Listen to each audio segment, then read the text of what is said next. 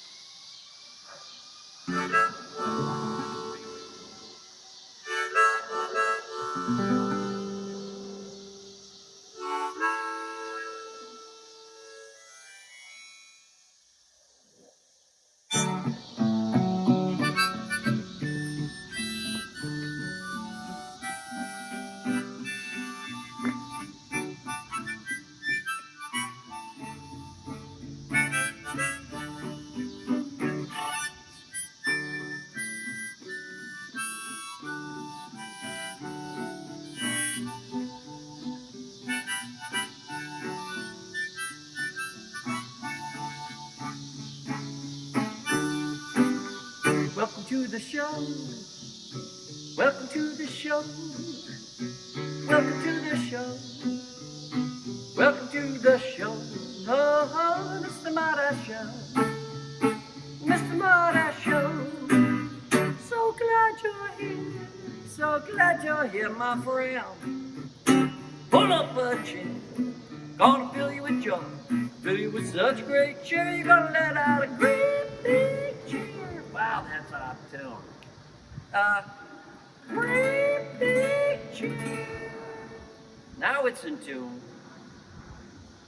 For the Mr. Marty Show. Take it away, guys.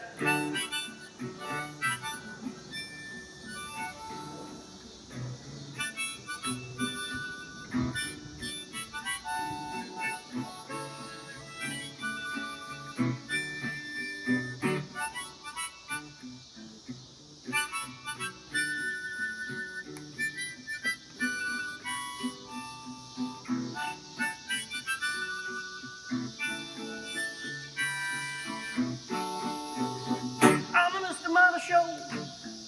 The Mr. Marty Show.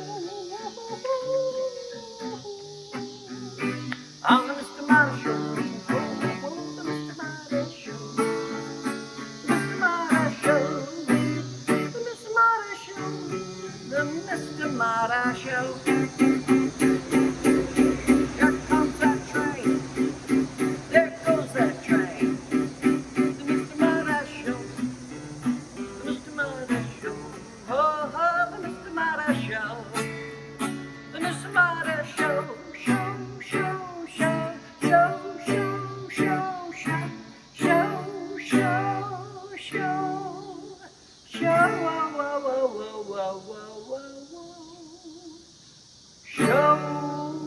Always something happening, and believe me guys, it's always happening. Everything is happening on the Mr. Marty Show. Bang!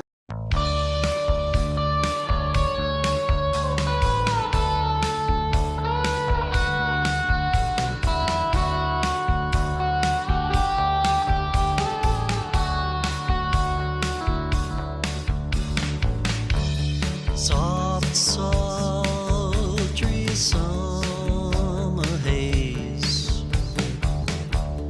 breeze sighs through the trees, sunlight dances with the shade to the buzzing of the bees. And he walks past the garden gate.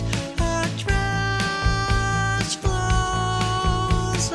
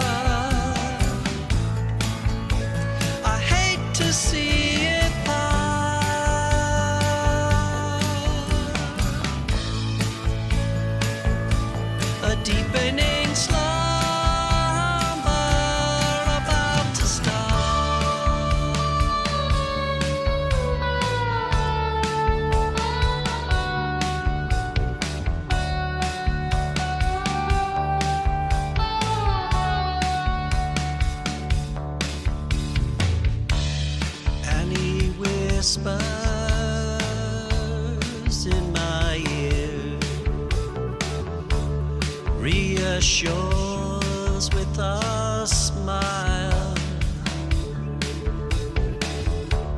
She knows what I fear. Summer's exile. I'll soon the firefly nights will be the shortest days.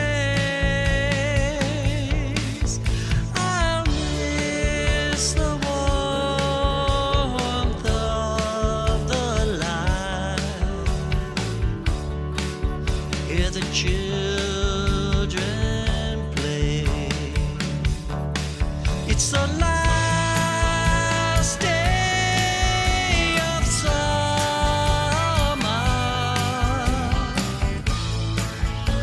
I hate to see it part.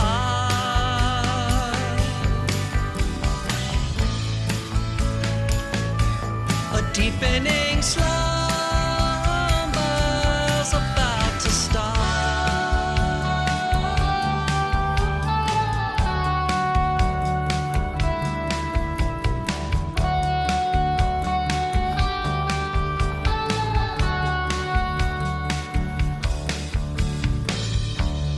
In the dead of winter,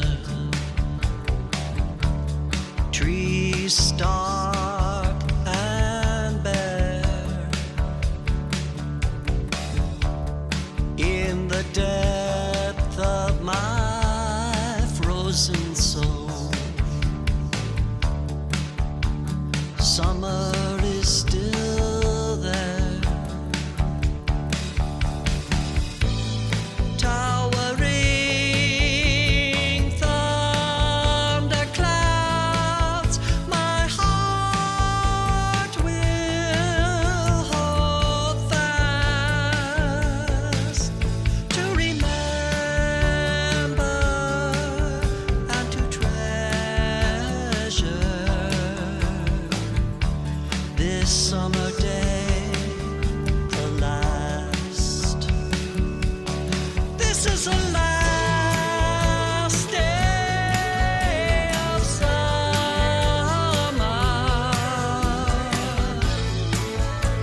I hate to see it part.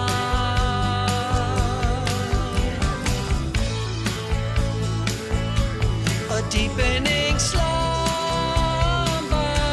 about to start.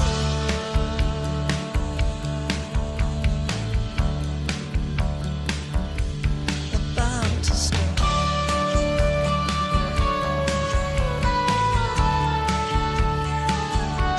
About to start.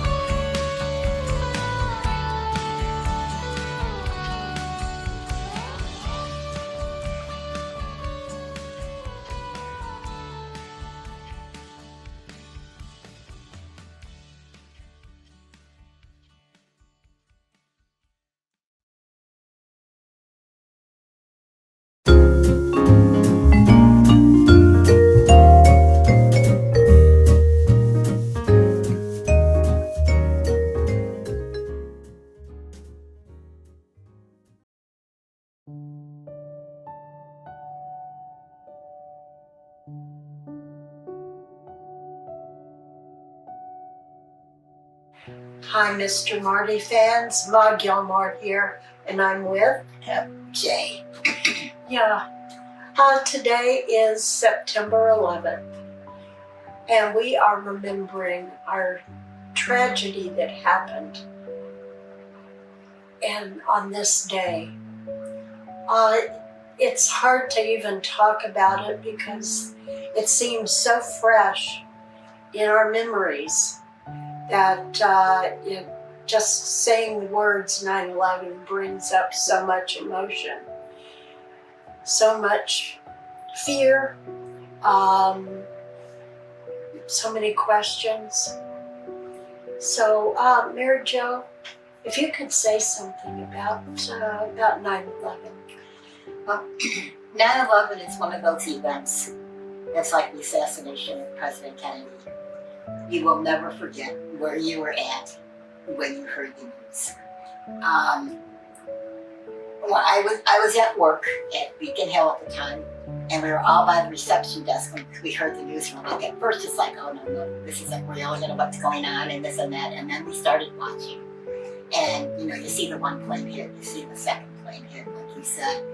And before you know, people are all over the place, and it was awful. And you really didn't know what to do, what to say after that. But pretty much nobody felt like working that day after, we saw that happen. And then you hear the other reports of the plane almost coming to the Pentagon, and you hear one that's in Pennsylvania in the field, and people that try to stop it, or the one lady or the guy that was on the phone with his wife that said goodbye, because what else was he going to do? There was nothing he could do. So all this was in live time, so imagine the people that are hearing this, from their loved ones at the time. Yes. So very tragic. So that's where I was at. I was at work. And we just pretty much stopped. And I was working at Beacon Hill, so I was at a senior center community in Lombard. And we pretty much, everybody just kind of gathered together and we just kind of prayed. And then, matter of fact, we had one of the priests from the local church that always came to Beacon Hill for blessings. We did a special thing in the big main room and had the residents gather there. We talked about it and we prayed. And so it was a very special kind of day in that respect. So that's kind Yes. of what I remember. Yeah, it's such a vivid memory. And I too was at work, and I was kind of in a high building, even though it was suburbs, they were hitting high buildings. And at first my husband calls me and he said, a plane just hit one of the towers in New York City. And I thought, we both thought it was just an accident. Right. And we hung up, and then he calls me right back and says, a second plane. Well, then we knew it wasn't an accident. It was on purpose. It was kind of feeling that the devil had just come out and was invading our space, the United States, and which, other than Hawaii, it hadn't been hit before. Something that I've never been used to, nor should we ever get used to tragedies like this. And then the lawyer I worked for came in, and we were discussing it, and one of our paralegals came in, and she's from the Philippines, okay? So she had that different look than you or I. And she comes in distraught, and she said, I got on the elevator and everybody else got off and wouldn't ride with me. And I'm going, why? She's the most wonderful person. Just because somebody looks different and you've had this tragedy, not knowing where it's from, but we all were in the same space. We all should have been thinking and of bolstering everybody else up, pulling them closer instead of making somebody feel as if they were insignificant. My husband came after me, and of course we didn't work, and I don't think we worked for a couple of days, but then he had to go to work because he worked for a radio, NPR radio, and the news was going out, and so he got all the updates. Well, before I left work, I was just looking out and not knowing, and I would see planes flying by to go to O'Hare, and not knowing, are they going to hit something? What more tragedy? And then you hear of the Pentagon being hit, And then the person who was on that plane and talking, as you said, talking to his wife, and the guys all got ready, and they said, rock and roll, let's rock and roll. And you knew that they were going after the person that was trying to fly into some other space. Who knows where they were headed for? Some people can speculate it was Pennsylvania, Philadelphia, or Chicago. Or Chicago. That was another thought. All the big towns with all the towering state buildings, Sears Tower at that time, and you never knew. So as we are coming up on the anniversary, let's remember that it's not everybody that caused this, that people that are different aren't necessarily targeting you. Be kind. Be kind to others. And may we never forget. It's really ironic. Do you realize that 9/11 is 911? 911. That is. 911 on the U.S. That's Wow. what it was. Yeah. Boy, was it in that. It was a 911. Wow. Yeah, it's something to think about. So it's somber here as we remember, but we always love you. We always want you to be safe.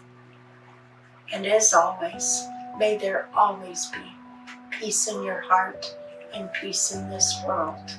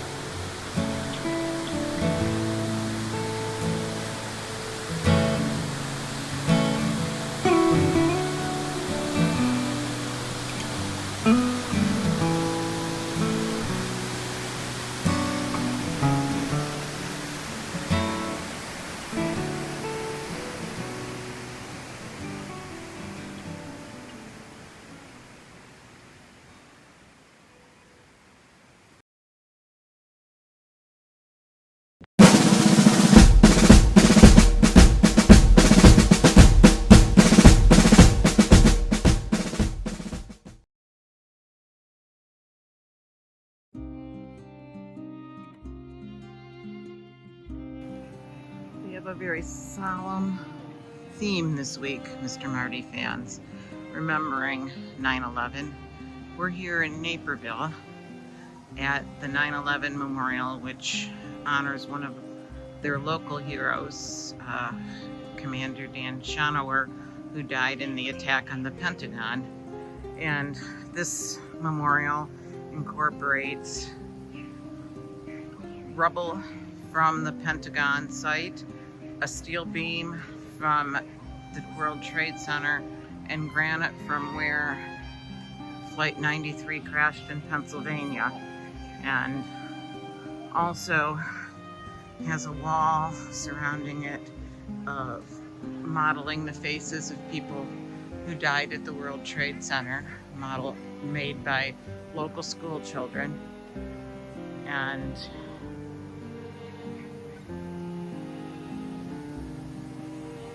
it's a solemn memorial in a beautiful spot right on the river.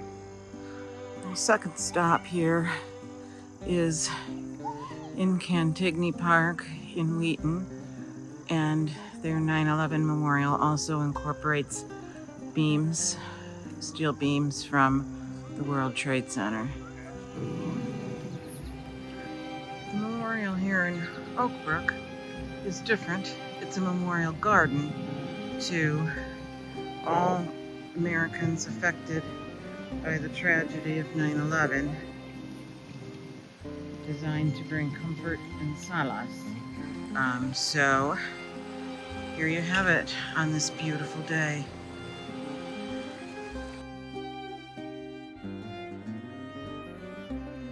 And now, Mr. Marty fans, we are at the last stop on our tour in Elmhurst, and this is their First Responders Memorial, commemorating the first responders of 9/11, also incorporating a piece from the Trade Center. And local people can buy commemorative bricks that commemorate first responders, made by a local artist named Jason Poet, and quite lovely.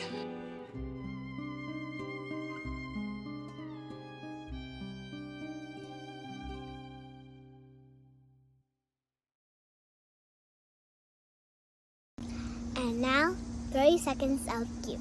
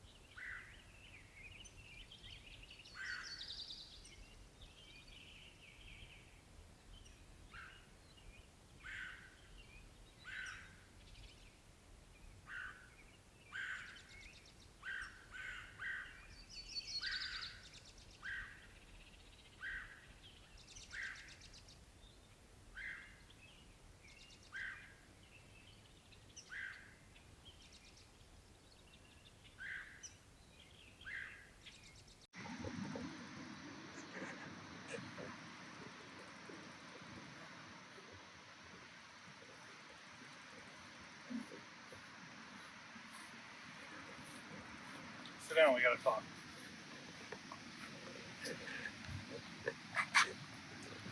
So, Marty wanted me to talk about Oscar Mayer. I don't know anything about Oscar Mayer. The only thing I know is that I had a hot dog at a ball game at the beginning of August, and I had gout for 3.5 weeks. So I'm not gonna talk about Oscar Mayer. It's now September. The leaves are gonna start changing, the temperature's gonna drop, fall's coming up. But also 9/11 is coming up. And, I don't know how many years it's been. I can't do the math. But I'm going to take a kind of a different bent on 9/11. And the fact that anything and anybody can be destroyed at any time. So, hug your kids, hug your grandkids, tell them you love them. You can't tell them that enough. Both of my parents' birthdays are coming up in the next couple of weeks, and my father died when I was 9 years old, and I'm still pissed at him. I forgive him, but I'm still angry at him. And both of my parents are dead, and I now feel some regret that I wasn't as close to my mother as I could have been. I mean, I was a latchkey kid. She was a single mom. She worked. We didn't really talk that much. And these days, as I enter into my approach my 64th year, I'm kind of I get sad about that. And I get sad about never really knowing my dad as much as I could have. You know, I always felt different. I've always felt different about being the kid in school with one parent, always feeling less than. So I guess my message for the upcoming 9/11 anniversary, just seems like the wrong word, acknowledgement, is if you're a parent, if you're a grandparent, if you're a great-grandparent, if you're an aunt and uncle, or a cousin, or a friend, go up to that person closest to you, and that next person, and the next person. Give them a hug, give them a handshake. Just tell them you love them, because you just never know.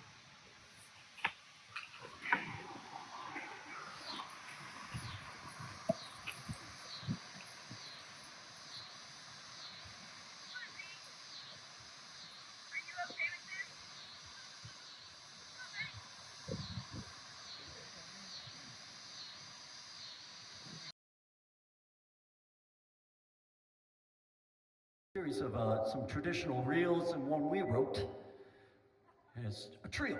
The first one is Roll Her on the Hill. Obviously that's Scottish.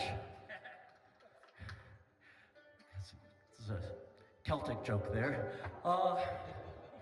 Second one is Jolsy Maggie. That's a good old traditional Irish reel. Third one is the Ghost Reel, and Brian and I wrote that, co-wrote it with a ghost, a monk that haunts a kitchen at Kennedy Castle in County Offaly, Ireland. And this is an actual deal. They said don't go down there, but we did. And if you listen carefully, you will hear with the mandolin the ghost kind of stirring around the kitchen, looking for peanut butter. That's what they told us. I don't know if that's true or not. Thank God we didn't put lyrics to this thing, because the ghosts probably would have redacted everything we put into it. All right, this is a roll.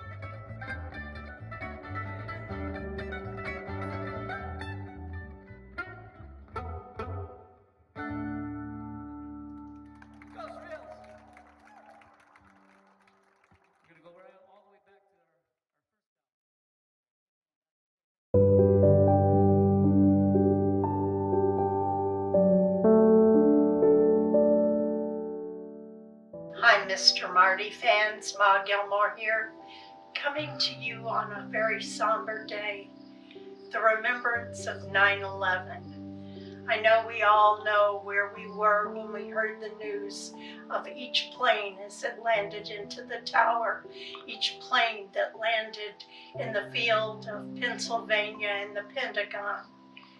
We were there. We witnessed it all. And then when the towers came crumbling down, a large part of us came crumbling down also. Then we saw remarkable first responders putting on their gear, going forward, heading up those many, many stairwells, trying to find those that they could to rescue them. We saw those going out in the Pennsylvania field to see if there were any survivors on that plane, or those first responders at the Pentagon. That is what America is. We go in, we save our own. We felt that need to rush in. Now, each one of us is a small part, but we are of a bigger part of the United States of America, and an assault had been made on us. But what could we do? We could either crumble with it. We could fall in just like those walls fell down, or we could rise above it as the smoke and the dust rose. And I hope that we chose to rise, to strengthen ourselves, to know that not everyone in this world is against us, but those few made a big difference. It made a big difference in us standing up for our rights, our freedoms, our liberty. Those were all at stake. I think each one of us probably knew somebody that was in the New York area, or the DC area, or the Pennsylvania area. Everyone was touched. Everyone was touched. So I ask you, look inside yourself, put and pull up by your bootstraps. Make this country strong with your feelings, with our freedom, with our liberty. Don't lose those. May we not crumble like the towers, but rise above all. Ma Gilmore, again on a very somber day, I bid you peace.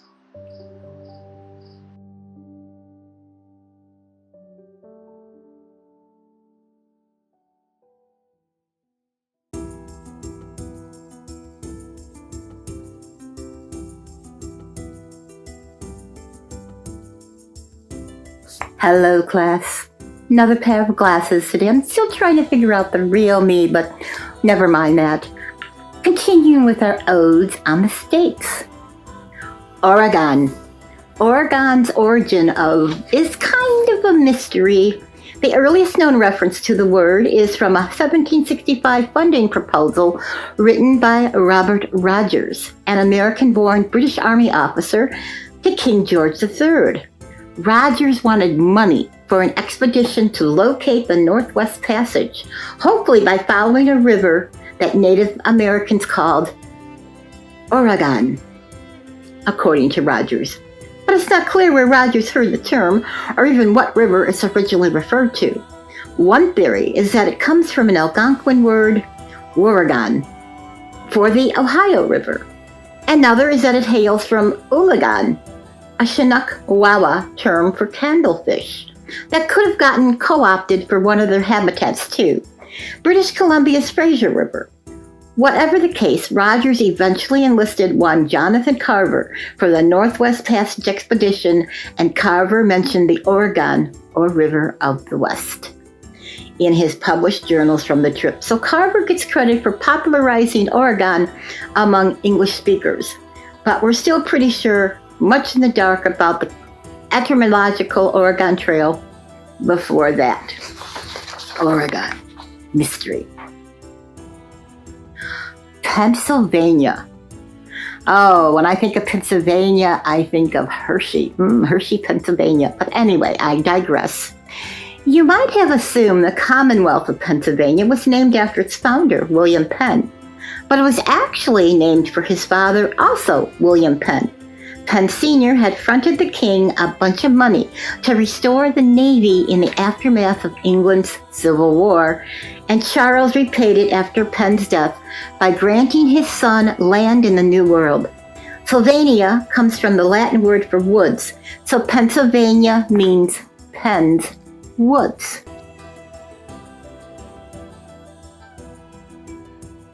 Rhode Island. Rhode Island, the state, which isn't an island, plays host to Rhode Island, the island, which is, although locals generally call it Aquidneck Island. Aquidneck is thought to have come from the Narragansett word meaning on the island. The island was named Rhode Island before the state, christened by English minister Roger Williams and his cohorts when they established a colony there in the 1630s. But where they got the name remains a subject of debate. Rhode Island is also the smallest state if you're taking any kind of trivia. And a little bit more on Rhode Island. It's Dutch for Red Island, after its red clay or red cliffs.